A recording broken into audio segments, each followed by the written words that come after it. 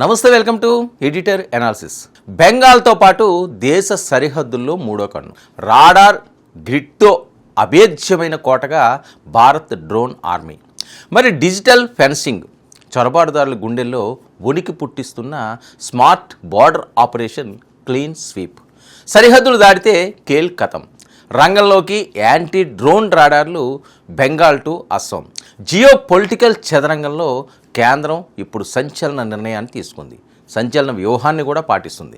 5 రాష్ట్రాల అంతర్జాతీయ సరిహద్దులు, 6000 కిలోమీటర్ల సుదీర్ఘమైన సున్నిత ప్రాంతం. ఇన్నాళ్ళు కంచెలు దాటి, నదులు దాటి, నిఘా కళ్ళు కప్పి దేశంలోకి చొరబడిన శత్రువుల ఆటలకు ఇక కాలం చెల్లింది. ఇది కేవలం సరిహద్దు భద్రత కాదు, భారతదేశ సార్వభౌమాధికారాన్ని మార్చేసే మహావ్యూహం.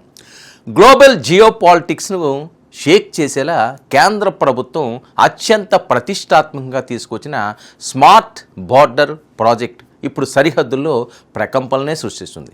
అసలు ఏంటి స్మార్ట్ బార్డర్ గ్రిడ్? డ్రోన్ రాడార్లు భారత్కు ఎలా రక్షణ కవచంగా మారబోతున్నాయి? కేంద్ర హోంమంత్రి అమిత్ షా వేసిన ఆ మాస్టర్ ప్లాన్ వెనుక ఉన్న అసలు రహస్యం ఏంటి? ఈ స్పెషల్ ఇన్వెస్టిగేషన్ రిపోర్ట్లో చూద్దాం. ఢిల్లీలోని విజ్ఞాన్ భవన్, బీఎస్ఎఫ్ ఉన్నతాధికారుల సదస్సు. ఒక్క ప్రకటనతో దేశ రక్షణ ముఖచిత్రమే మారిపోయింది. దేశ అంతర్జాతీయ సరిహద్దులు ఏకంగా 6000 కిలోమీటర్ల మేర అభేద్యమైన డిజిటల్ వాల్ ఇప్పుడు నిర్మించబోతున్నారు. ఇక స్మార్ట్ బార్డర్ ప్రాజెక్ట్, ఇది కేవలం ఇనుప కంచె కాదు, కంటికి కనిపించని లేజర్ కిరణాలు, శత్రువు గుండె చప్పుళ్లను సైతం పసిగట్టే అత్యాధునిక రాడార్ల సముదాయం. వచ్చే ఏడాది కాలంలోగా సరిహద్దు భద్రతా బలగాలకు డ్రోన్ రాడార్లతో పాటు అత్యాధునిక థర్మల్ కెమెరాలతో కూడిన హైటెక్ సాంకేతికను సమకూర్చనున్నారు. ఇక ఇది కేవలం చొరబాట్లను అడ్డుకునే ప్రయత్నం మాత్రమే కాదు, దేశ జనాభా స్వరూపాన్ని, అంతర్గత భద్రతను దెబ్బతీసేందుకు పొరుగు దేశాల నుంచి జరుగుతున్న ఉద్దేశపూర్వక అంతర్జాతీయ కుట్రను భగ్నం చేసే ఆపరేషన్. సమస్యను కేవలం అదుపులో ఉంచడం కాదు, దానిని మూలాల నుంచి నిర్మూలించడమే నయా భారత్ నయా పాలసీ. మరి కేంద్రం టార్గెట్ చాలా స్పష్టంగా ఉంది. వామపక్ష తీవ్రవాదాన్ని ఏ విధంగానైతే మూలాల నుంచి పాతరేశారో, ఇప్పుడు అక్రమ వలసలను కూడా అదే స్థాయిలో ఉక్కుపాదంతో అణచివేయబోతున్నారు. ముఖ్యంగా పశ్చిమ బెంగాల్, అస్సాం, త్రిపుర రాష్ట్రాలు ఈ వ్యూహంలో అత్యంత కీలకం నేడు కాబోతున్నాయి. అసలు ఈ సరిహద్దుల వెనుక దాగున్న అసలు ముప్పు ఏంటో ఇప్పుడు క్లుప్తంగా చెప్పుకోవాలి.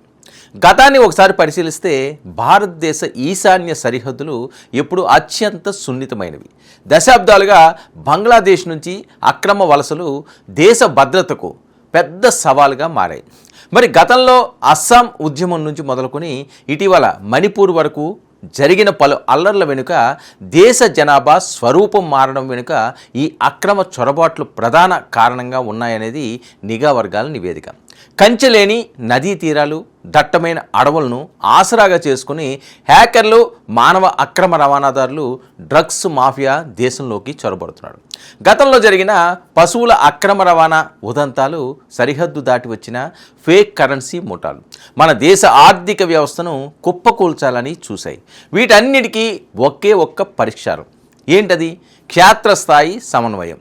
అందుకే ఇప్పుడు బార్డర్ సెక్యూరిటీ ఫోర్స్ అధికారులు నేరుగా రాష్ట్ర పోలీసులు, జిల్లా కలెక్టర్లు, చివరకు గ్రామాల పట్వారీలతో సహా ప్రతి ఒక్కరిని ఈ డిజిటల్ గ్రిడ్లో భాగస్వామ్యం చేస్తున్నారు. ఇక పశ్చిమ బెంగాల్, అస్సాం, త్రిపుర ముఖ్యమంత్రులతో కేంద్రం నిర్వహించబోయే ప్రత్యేక సమావేశం ఈ జియో పొలిటికల్ యుద్ధంలో అత్యంత కీలక ఘట్టం కాబోతుంది. ఈ యాంటీ చొరబాటు ఆపరేషన్లో ఇప్పుడు పశ్చిమ బెంగాల్ ఎపిసెంటర్గా మారింది. మరి దశాబ్దాలుగా స్థిరపడిన నెట్వర్క్స్ ఛేదించేందుకు కేంద్రం నేరుగా రంగంలోకి దిగింది. కోర్టులు, జైళ్లు కాదు, డైరెక్ట్గా సరిహద్దుల నుంచే తిప్పి పంపే సరికొత్త ప్రణాళిక సిద్ధమైంది. సరిహద్దు రాష్ట్రాల్లో ఉక్కుపాదంతో అమలు చేయబోతున్న ఆ సంచలన యాక్షన్ ప్లాన్ హాట్ టాపిక్గా కూడా మారుతుంది.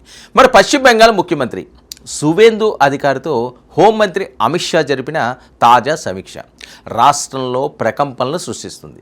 బంగ్లాదేశ్ నుంచి అక్రమంగా వలస వచ్చి బెంగాల్ గడ్డపై స్థిర నివాసాలు ఏర్పాటు చేసుకున్న వారిని ఏరి పారేయడానికి ప్రత్యేక టాస్క్ ఫోర్స్ రంగంలోకి దిగుతుంది. అయితే ఈసారి వ్యూహం నేరుగా ఉండబోతుంది.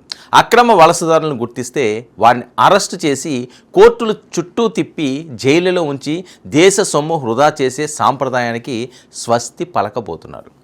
ఎక్కడికక్కడ పట్టుకోవడం, నేరుగా సరిహద్దుల్లోని బీఎస్ఎఫ్ బలగాలకు అప్పగించడం, అక్కడికక్కడే వారి దేశానికి రిపోర్ట్ చేయడం, ఇదే ఇరుపక్షాల ఏకైక అజెండా. ఇక్కడితో ముగిసిపోలేదు. దశాబ్దాలుగా ఓట్ బ్యాంక్ రాజకీయాల కోసమే, ఆర్థిక ప్రయోజనాల కోసమో విదేశీయులను ఇక్కడ ఆశ్రయం కల్పించిన స్థానిక శరణదాతల గుండెల్లో ఇప్పుడు రైళ్లు పరిగెడుతున్నాయి. విదేశీయులు అక్రమంగా దేశంలో ఉండడానికి అనుమతించడం కేవలం తప్పు కాదు, అది దేశద్రోహంతో సమానమని కేంద్రం తేల్చి చెప్పింది. సీఎం సువేందు అధికారి నేతృత్వంలో బెంగాల్ యంత్రాంగం ఇప్పుడు డేగ కళ్ళతో నిఘా పెట్టింది.